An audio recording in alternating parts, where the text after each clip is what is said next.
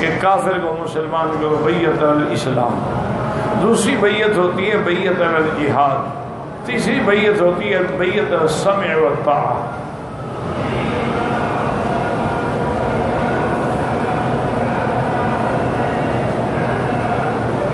کہتے ہیں جی کسی عالم مولوی مفتی اللہ والے کی ہنسی مذاق نہیں کرنی چاہیے، وہ تو مطلقاً کسی مسلمان کی ہنسی مذاق کرنا بھی ناجائز ہے۔ لا یسخر قوم من قوم عسیٰ ان یکونوا خیرا منہم، یہ تو قرآن ہے کہ کسی کی ہنسی نہ اڑایا کرو، ہو سکتا ہے جس کی تم ہنسی اڑا رہے ہو تم سے بہتر ہو۔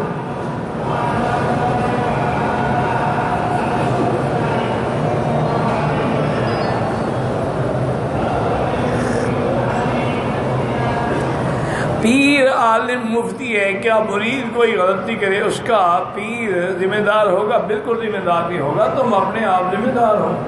اگر پیر ذمہ دار ہو تو اس کا کام ہو گیا، جس کا 1,00,000 مرید ہو ماشاءاللہ 1,00,000 گناہ روز کا اٹھائے گا۔ صحیح عقل کرے سمجھتے ہیں بیعت کر لی، پیر کے ذمہ ہو گیا سب، پیر کے ذمہ کچھ نہیں ہے، اس کا ذمہ رستہ دکھ رہا ہے۔ مرید جو غلطی کرتا ہے اس کی سزا خود بھگتے گا، لیس للانسان الا ما سعى لا تزر وازرة وزر اخرى۔ ابو جہل کی اکرمہ میں نہیں اور اکرمہ کی نیکی ابو جہل کو فائدہ نہیں دے گی۔ یہ خوش ہیں جب پیر فائدہ سارے بوجھ اٹھائے گا۔ کہتے ہیں جی کہ فجر کی نماز کی قضا 2 فرض ہیں، ہاں جی 2 فرض، بس سنت کی قضا نہیں ہوتی۔ اگر مسجد الحرام میں سوئے ہوئے احتلام ہو جائے تو سب سے پہلے تیمم کرے۔ کیوں تیمم کرے؟ وہ نکل جائے بھائی، ابھی تیمم کے بیٹھے گا۔ جمعہ کی نماز عورتوں کے لیے واجب نہیں ہے، یعنی جمعہ کی نماز مانے ان پر ظہر ہے، وہ تو فرض ہے نا۔ جمعہ کے لیے عورتوں کو آنے کا حکم نہیں، آئے تو اچھی بات ہے۔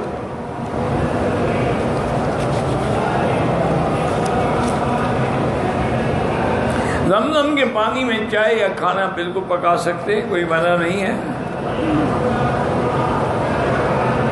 اگر آدمی طواف کے بعد صفا مروہ کی ساری کمزوری کی وجہ اس وقت نہ کرے، 4-5 گھنٹے بعد کرے، کوئی حرج نہیں۔ میں نے اور میری بہن نے عمرے کے لیے پیسے جمع کرائے، میرا ویزا لگا، میں چلایا، بعد میں بہن کا ویزا لگا ہے۔ گاؤں کے مرد اور عورتیں آ رہی ہیں، اگر عورتوں کی جماعت ہے تو آ سکتی ہے۔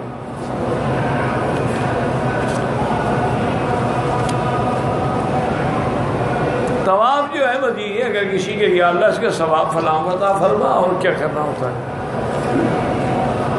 مسجد عائشہ میں غسل کر کے نفل ادا کی، اس کے بعد تلبیہ نہیں پڑھا، پھر کچھ دیر کے بعد گاڑی آگے جانے تلبیہ پڑھا، کوئی بات، پڑھا تو ہے نا، دیر سے پڑھا یا جلدی پڑھا۔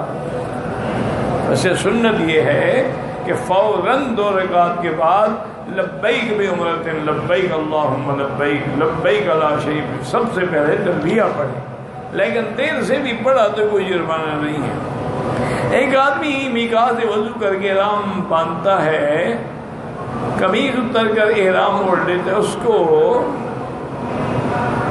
پتہ نہیں کیا وہ یاد نہیں،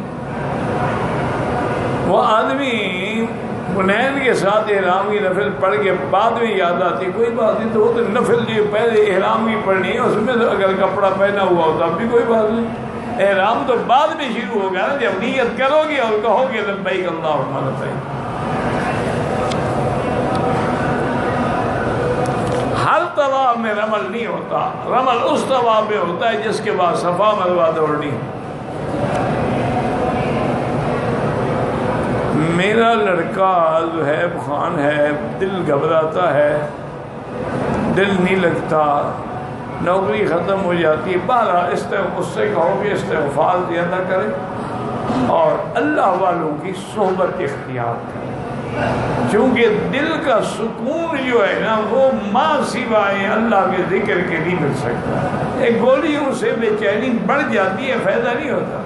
آپ سلیپ کی پل کھائیں گے، سو گئے، لیکن اٹھیں گے وہ پہلے سے بھی گیا۔ لیکن اگر آپ اللہ کا ذکر کرتے کرتے سو جائیں، بڑے سکون سے آپ درود شریف پڑھتے ہیں، درود ابراہیم، دیکھیں کیسے نیند آتی ہے۔ کہتے ہیں جی کام میں دل نہیں لگتا بھلا، اور دل لگ جائے گا انشاءاللہ۔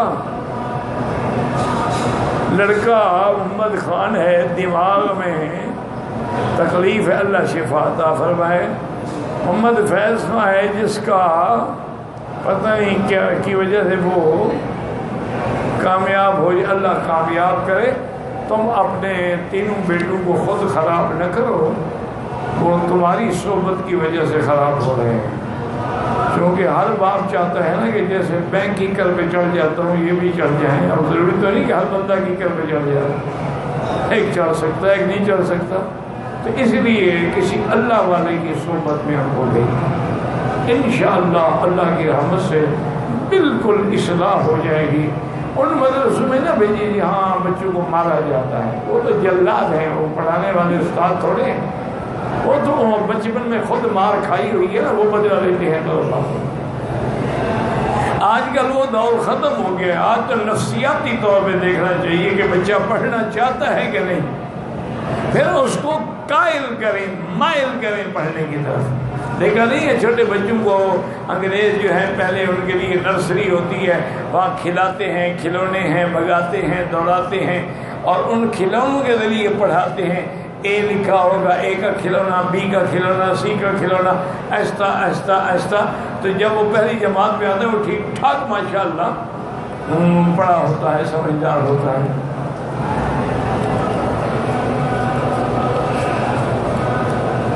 ایک امام صاحب بچوں کو سبق پڑھاتے ہیں کہ قبر کا عذاب نہیں ہے، جو کہتا ہے اللہ معاف کرے اس کو کہو امام صاحب سے توبہ کریں، قبر کا عذاب تو قرآن میں ہے، النار یعرضون علیہم غدوا وعشیا ویوم تقوم الساعة ادخلوا آل فرعون اشد، مانا قیامت کا عذاب الگ ہے، یہ عذاب الگ ہے۔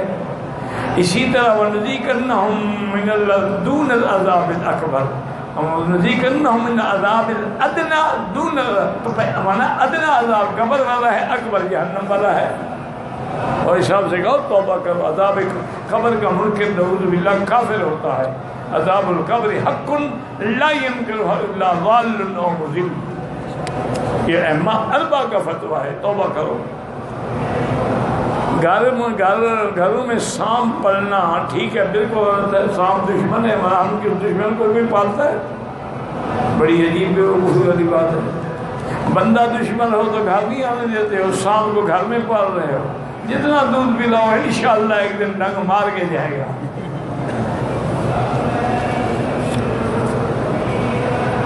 داڑھی کو مہندی لگانا بالکل ٹھیک ہے، سنت ہے۔ صفا مروہ کرنے کے بعد 2 رکعت پڑھنا کوئی نہیں، وہ تو لوگوں نے ایسے شکرانے کے مستحب بنائے ہیں، حدیث قرآن حضور نے نہیں پڑھے، صحابہ نے نہیں پڑھے۔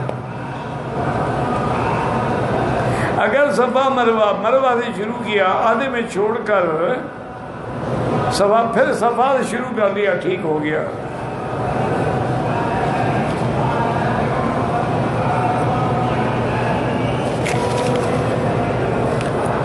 کہتے ہیں جی کہ میری بہن نے مدینے سے واپسی پر میقات پہ عمرے کی نیت کی تھی، رات 12 بجے مکے پہنچے اور ہوٹل میں تھکن کی وجہ سے سو گئے، اور اپنا پتہ نہیں کیا ہے صرف اتار کر سکارف اتار کے سو گئی۔ صبح عمرہ کی کوئی بات نہیں ہے، اس کو سکارف باندھنے کا حکم ہی نہیں تھا، اتار کیا تو کیا ہو گیا۔ اور اس کا احرام کو سکارف میں تو نہیں ہوتا، جو کپڑے پہنے ہوئے بس وہی احرام ہے۔ بڑے جانور میں 7 حصے ہوتے ہیں، ہاں 7، عقیقے میں چھوٹا جانور استعمال کریں، جو عقیقے میں شرک کرنی ہوتی، کبھی ہم شریک کر دیں، یہ قربانی والا ہے، یہ حج کی بکری والا ہے، یہ عقیقے والا ہے۔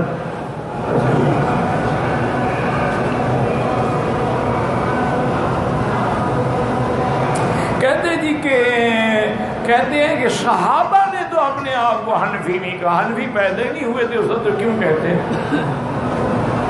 عجیب آدمی۔ بات جب دماغ خراب ہو جائے، اللہ ناراض ہو جائے نا، پھر یہ باتیں سوچتی ہیں۔ معمولی فتو بات کی، تابعین کے دور کے آدمی ہیں، صحابہ کے دور کے تو نہیں ہیں۔ اور صحابہ کو کسی حنفی شافعی سے پڑھنے کی ضرورت نہیں، تو پڑھانے والا محمد مصطفیٰ، نظر پڑی اور سب پڑھا دیا۔ یہ تو بعد والے لوگوں کو ضرورت ہے۔ ایک دیوبندی عالم نے کہا کہ حتیم میں حضرت ابراہیم اسماعیل کی قبر غلط کہا ہے، انہوں نے کہا ہے کسی صحیح روایت میں یہ نہیں ملتا۔ اگر حتیم میں انبیاء کی قبریں ہوتی تو حضور اوپر کھڑے ہو کے پاؤں رکھنے کا حکم نہ دیتے۔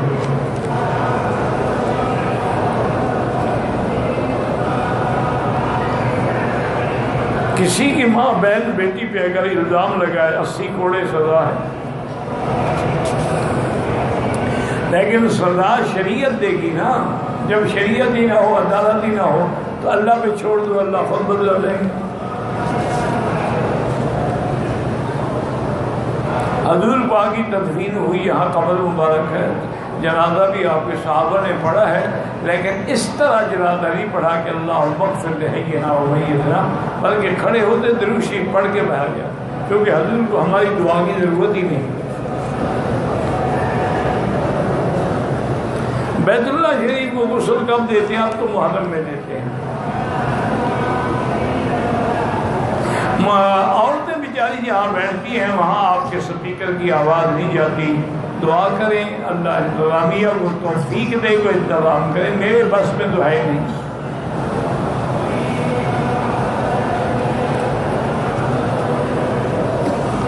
مسجد جیرانہ میں جب حضور نے قیام فرمایا تھا تو کیا کوئی غزوہ بھی پیش؟ وہی غزوہ حنین کے بعد ہی تو قیام تھا نا۔ پہلے غزوہ مکہ، پھر حنین، پھر جیرانہ میں قیام کیا مال غنیمت تقسیم کرنے کے لیے۔ کہتے ہیں کسی امام صاحب نے جنگوی کو خواب میں حضور کے ساتھ، مجھے نہیں پتا، ان سے جا کے پوچھو جس نے دیکھا ہو، میں نے تو نہیں دیکھا نا۔ کہتے ہیں کہ مودودی صاحب نے جو کتاب لکھی ہے خلافت الملوکیت، بہرحال وہ فوت ہو گئے، اللہ معاف کرے، انہوں نے بہت بڑی غلطی کی ہے۔ صرف یہ نہیں ہے کہ خلافت الملوکیت میں غلطی کی ہے، تفہیم القرآن میں کی ہے، رسائل مسائل میں کی ہے۔ اصل میں بیچارے یہ سارے ہوتے ہیں اسٹڈی کے پیداوار، مطالعے سے عالم بنے ہوتے ہیں۔ اللہ ان کو معاف کرے، انہوں نے بڑا کام کیا لیکن غلطیاں بھی بڑی بڑی کر گئے۔ اسی لیے تو سارے علماء جو ان کے ساتھی تھے ان کو چھوڑ گئے۔ ان کے ساتھ جو بڑے بڑے علماء تھے، مولانا منظور نعمانی صاحب تھے، امین ناصر اصلاحی تھے، حضرت سید حسن علی ندوی تھے، اسی طرح بڑے لوگ تھے، سب نے چھوڑ گئے۔ یہ تو نعوذ باللہ پڑھنی سے ہی آ گئی ہے۔ حتیٰ کہ ان کے بہت قریبی دوست تھے ڈاکٹر اسرار مرحوم اللہ کا، وہ بھی چھوڑ گئے۔ انہوں نے کہا یہ آدمی تو رجم کا انکار کر بیٹھا ہے، میں کیسے اس کے ساتھ رہ سکتا ہوں۔ میں اپنے بیٹے کا نام یزید رکھنا چاہتا ہوں، بالکل رکھیں، کوئی منع نہیں ہے، لیکن آپ کے علاقے میں اس کو مار مار کے یزید ہی نہ بنا دیں، کوئی اور رکھ لو، ورنہ یزید نام رکھنا منع نہیں ہے۔ حضور کے کئی تابعین کے نام یزید ہیں،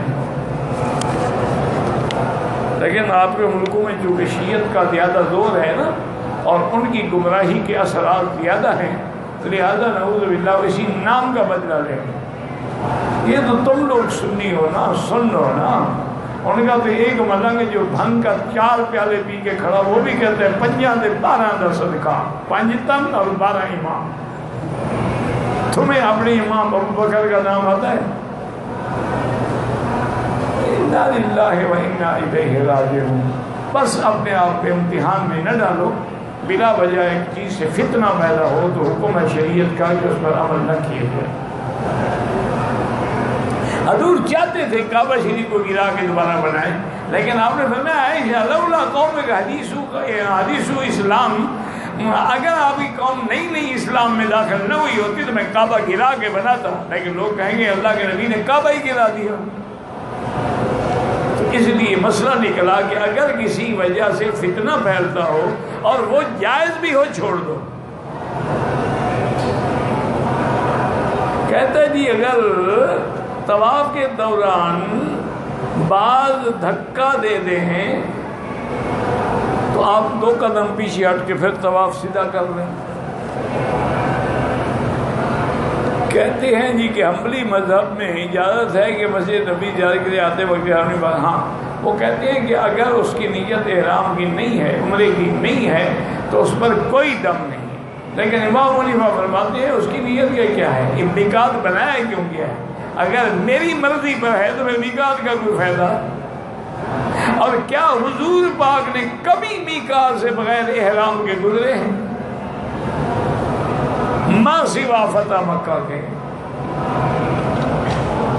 اگر کوئی پتہ نہیں کہ زیارت مدینے کی زیارت کے لیے گیا، نماز ادا کرنے کے بعد 5 مرتبہ، بہرحال اس نے زیارت کی، ٹھیک ہے، 5 مرتبہ سلام پڑھے۔ اصول یہ ہے کہ جب جاؤ صلاۃ السلام پڑھو، اور پھر جس دن آنا ہو صلاۃ السلام، ادب کا تقاضا ہے، یہ نہیں ہے کہ ہر وقت بھاگ جاؤ سلام پڑھنے کے لیے، یہ ادب نہیں، بے ادبی ہوتی ہے۔ آگے پیچھے درود شریف پڑھو، جب جاؤ سلام، جب واپس آؤ سلام۔ نہ عورتیں نماز عید پڑھ سکتی ہیں؟ ہاں جی پڑھ سکتی ہیں۔ اسلامی بینکنگ، میزان بینک، اسلامی بینک رکھنا بالکل جائز ہے۔ جب وہ اسلامی بینک آپ کہہ رہے ہو تو پھر کیا ہے؟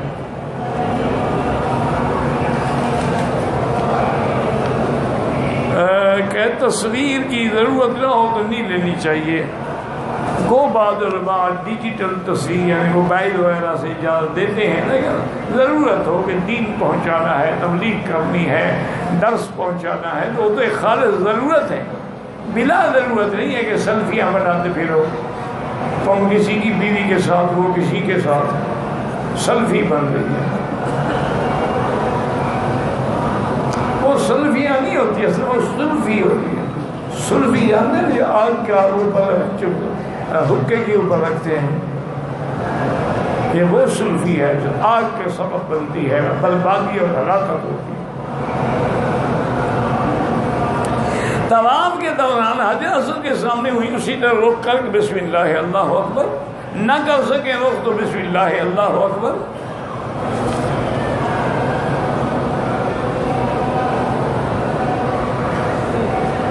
حضرت ابراہیم نے علیہ السلام کو چھوڑ دیا کعبے کے سامنے ملاقات کے لیے، علیہ السلام کی شادی کے بعد، حالانکہ ذبح کے لیے لے گیا تھا تو چھوٹا تھا اسماعیل، وہ تو پہلے کا قصہ ہے اللہ کے بندے۔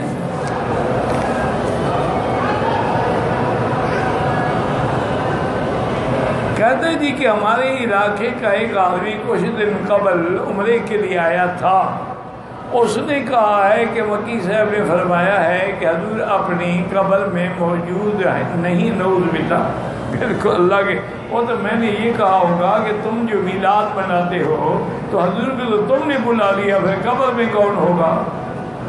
اس نے سمجھا نہیں، انہوں نے کہا وکیل صاحب کہتے ہیں حضور قبر میں نہیں ہے، اب اس قوم کا کوئی علاج ہے دنیا میں؟ وہ تو میں نے کہا اللہ کے بندے کہ حضور کو تو تم نے بلا لیا نا میلاد شریف پر، تو یہاں جو مدینے میں سلام پڑھ رہی ہیں کس پہ پڑھ رہے ہیں؟ اور اگر کئی وجود ہیں حضور کے تو پھر ختم نبوت نہ رہی۔ یہی تو پھر قادیانی کہتا ہے کہ میں اصلی نبی نہیں، میں ذلی بلوزی ہوں، یعنی نقلی نبی ہوں۔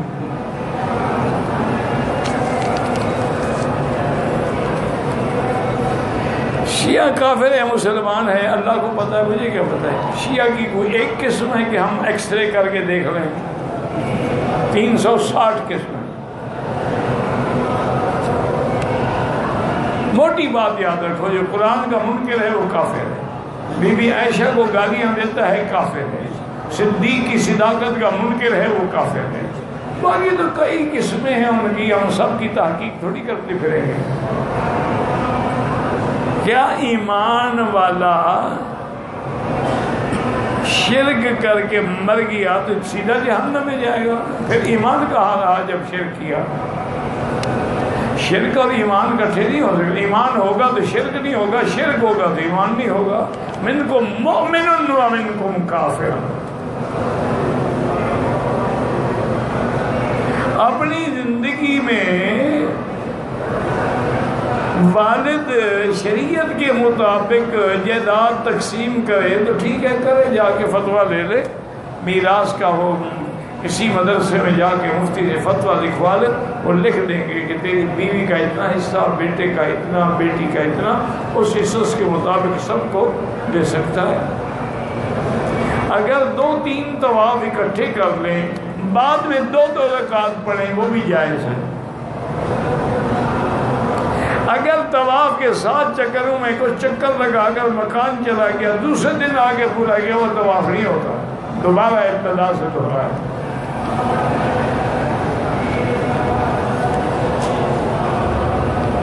اکثر لوگ کعبہ شریف کی طرف ٹانگیں کرتے ہیں، بہرحال جن ان کے نزدیک بے ادبی میں یہ شامل نہیں ہے، ہر ملک کا ایک رواج ہے نا۔ بالکل حضور کے نام پہ عمرہ کر کے ہدیہ دیں، جو مرغی باہر سے آتی ہے، گوشت باہر سے آتا ہے، وہ نہ کھائیں، اس کا کوئی اعتبار نہیں۔ جو باہر کے ملک میں بھیجتے ہیں وہ کوئی ہمارے خیر خواہ ہیں یا انہیں وہاں مسلمان رکھے ہوئے ہیں کہ بسم اللہ اللہ اکبر پڑھ کے ذبح کریں گے؟ وہ تو مشینیں لگی ہوئی ہیں، ادھر ٹیپ لگی ہوئی ہے، ٹیپ پہ بسم اللہ چلتا رہتا ہے اور ادھر مشین چلتی رہتی ہے اور گردنیں کرتی رہتی ہے، بالکل ناجائز ہے۔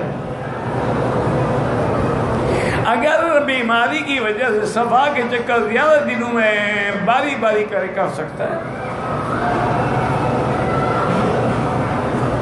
جنت حیات النبی، بالکل تمام انبیاء حیات ہیں، یہ تو متفق مسئلہ ہے، اس میں تو کوئی جھگڑا نہیں۔ یہ تو صرف دنیا میں ایک ہی فرقہ ہے کرامیہ جو منکر ہے، باقی فرق یہ ہے کہ وہ حیات برزخ ہے، بس اس میں کوئی شک نہیں، حیات کا تو کوئی بھی منکر نہیں ہے۔